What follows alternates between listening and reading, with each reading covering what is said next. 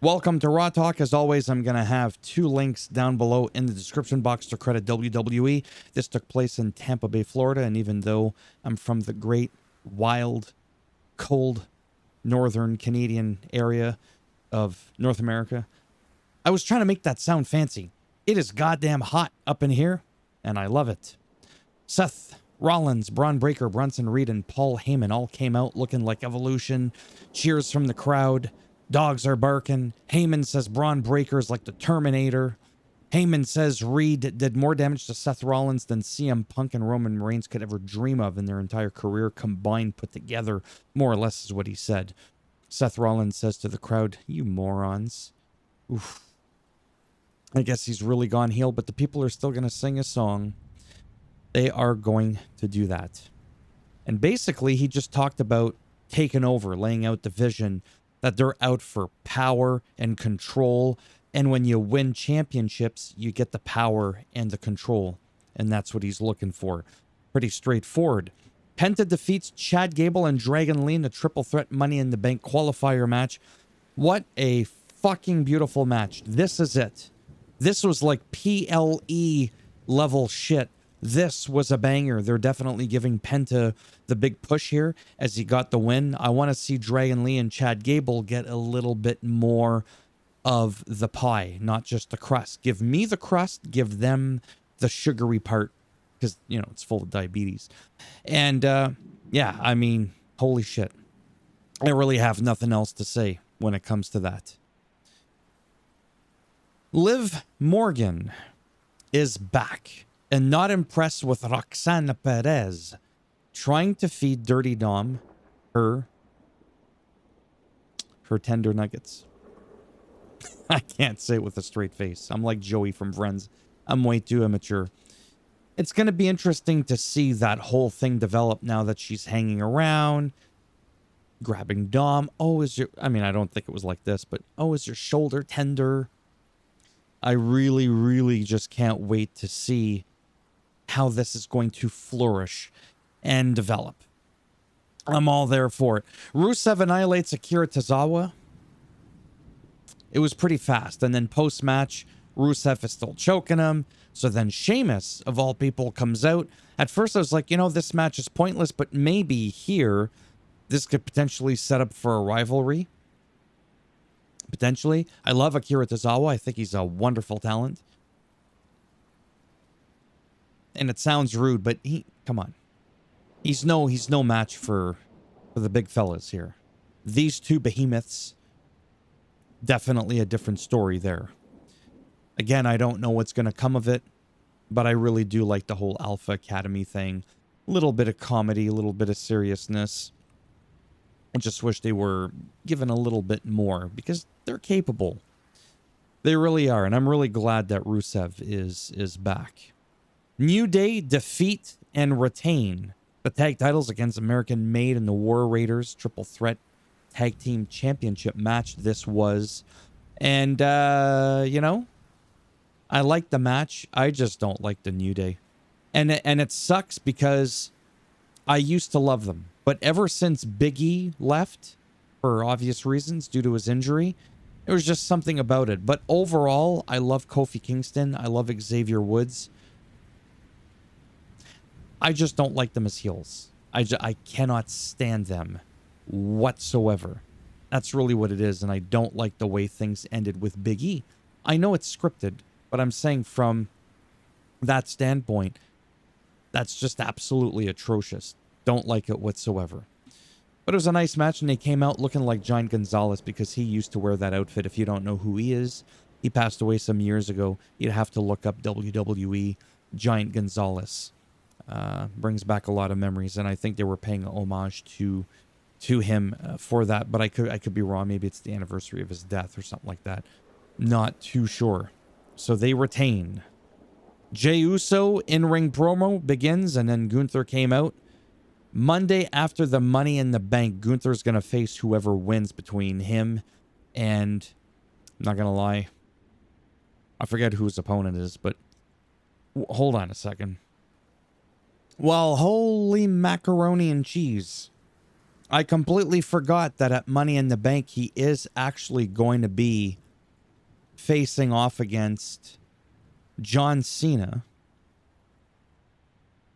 And, oh my God, hold on. Jey Uso and Cody Rhodes are going to be facing off in a tag team match. That's right, I forgot. Against John Cena and Logan Paul. So the Monday after Money in the Bank, from my understanding, I hope I didn't get this wrong, is where Gunther is going to reface off against Jey Uso for the title. Not too sure if Gunther's going to win.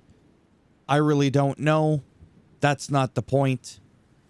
Gunther again praising Jey Uso in the beginning. Oh yeah, your legacy. You have all these fantastic qualities, but they're shit for a champion. There's a whole thing where he brings you up and then he brings you down. I call it the Paul Heyman effect because he's really good at doing that. And so is Gunther, actually. He's really, really good at doing that.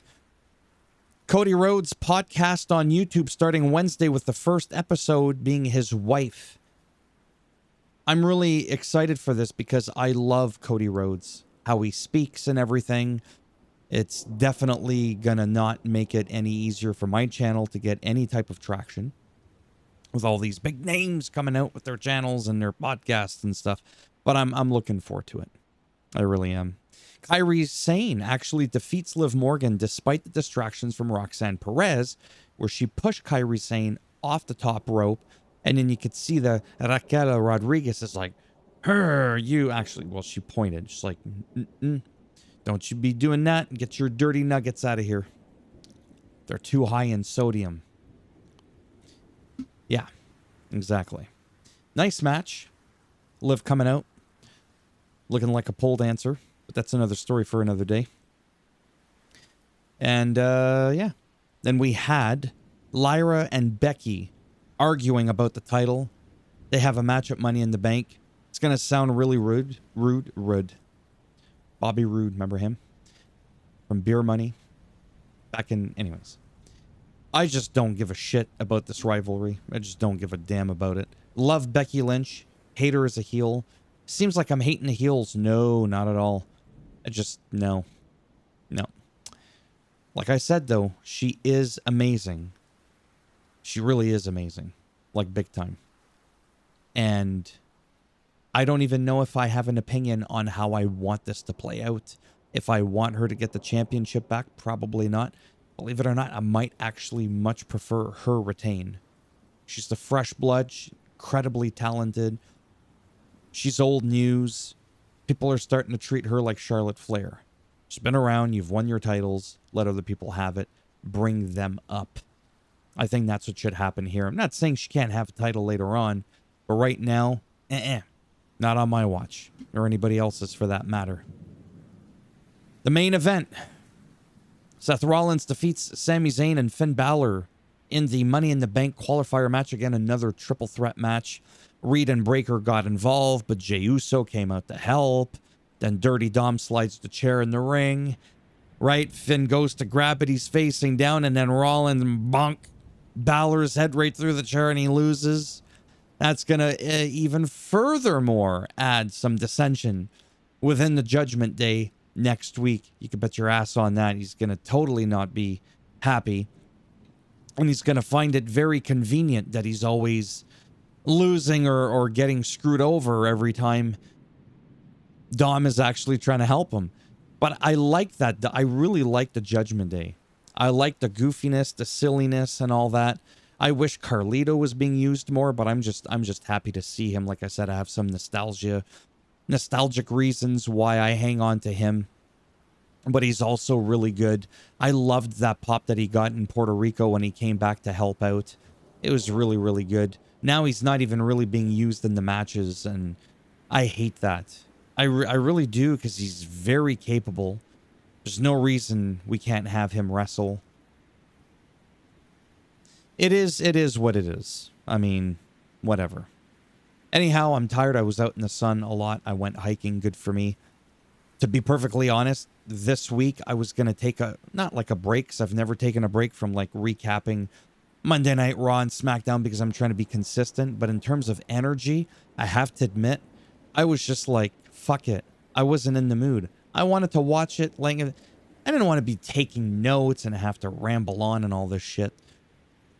It is a lot of work because technically I'm forced to sit through the 3 hours of the show, 2.5 hours minus commercials, so that when I talk about it, you can't call me out on my bullshit. Like, you didn't watch the match, did you? I can't just skip through the shit. I gotta watch it and pay attention and stuff like that.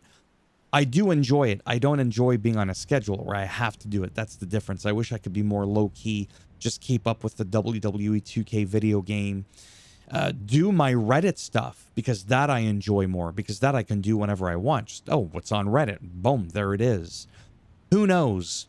Going into my 3rd year, come January of 2026, if I find that this is just never going to take off, I will just stick to WWE 2K games.